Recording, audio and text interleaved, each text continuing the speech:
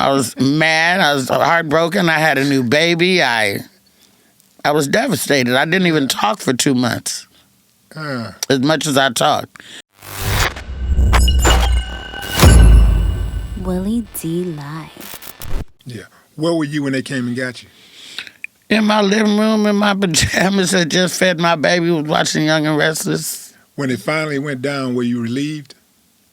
No. You wasn't relieved? No.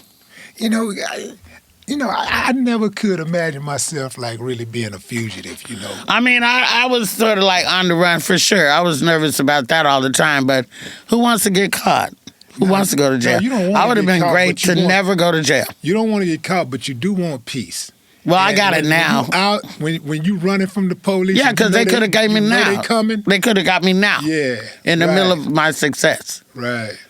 So, no, I wasn't relieved, though. Fuck that.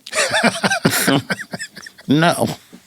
I was mad. I was heartbroken. I had a new baby. I was devastated. I didn't even talk for 2 months. As much as I talked. I remember the jail cell window's only this big, And you look out and stuff. And I stopped looking out the window, too, because you could see people catching the bus, see people drinking coffee, see people pushing their strollers. So I didn't even look out the window. That's crazy, because when I was in the county for something similar, I never looked out the window. No, you don't want to look out the window. No. Yeah. And, and I didn't, people said, much as you talk, you didn't talk for 2 months. I didn't talk for 2 months unless you were a CO. And I had to answer you. And the ironic thing was, the jail, Twin Towers, do you know jail system in L.A.? They have I'm not really familiar with it. Before Twin Towers Correctional Facility, where I was incarcerated, was built, there was a raggedy-ass jail called Sybil Brand in L.A. Now, Sybil Brand was so raggedy, they built Twin Towers. But in between closing this one and opening this one, the movie The Rock, that was just on TV, that I'm in, filmed inside of Twin Towers Correctional Facility. So now I'm in jail and in a movie that was filmed in that jail. And some of the CEOs knew who I was and were like, Campbell, what are you doing here? I'm like, I don't know. Let me the fuck out. Shit. What kind of favors did you get, if any? I didn't get favors. I earned favors. Like, I'm educated, so I would write letters to the judge for commissary, for bitches. You know what I'm saying?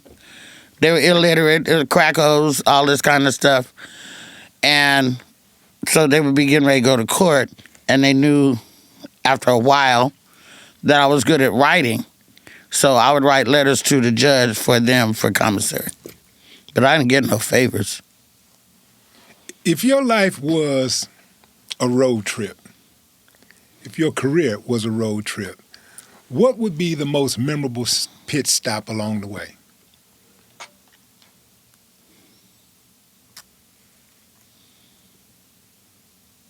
Having a baby.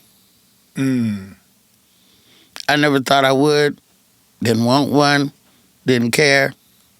But my aunt that raised me, she died, and the next month I got pregnant. I think that was a life changer for me, because then you have to think about somebody other than yourself. I'm a mom now, and I don't have a mom to rely on to help me. And it's sort of like I had to figure, I'm still figuring it the fuck out. And she's almost 30 years old. So I think that was the big pit stop for me. When you had her, when you knew, before you had her, when you knew it was going to happen, did you set your mind to say, you know what, I'm going to be a much better mom than my mom ever was? I was in denial for like 6 months. I was still using, drinking, smoking. I wanted to have a miscarriage. I stood in front of microwaves. I did all that. I don't want to have no baby without my mother. How am I going to have a baby without my mom? I don't know what to do. This is insane. I know I'm not having no baby. This can't be happening. I just lost my mother. I'm still grieving. This can't be happening. It's unreal. And then One day I went to my mother's grave, and I sat on the grave, and I said, am I really having a baby? Am I really having this baby? If I'm to have this baby, show me a sign. And I went back home the next day. I didn't have a car or anything. I was walking through the store, and I got a glimpse of myself in a car window, and it looked like overnight my stomach went zoop, like that. And I was like, oh, fuck.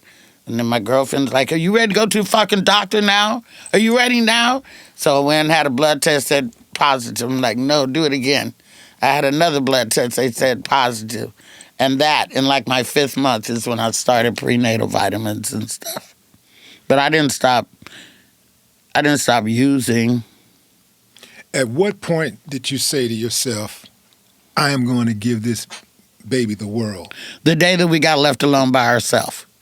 Because in the hospital, I had people around. My girlfriend came and all that kind of stuff. And when I came home, I had everybody coming to the house. And my sister flew out. She gave her a bath, and she did this, and she was so.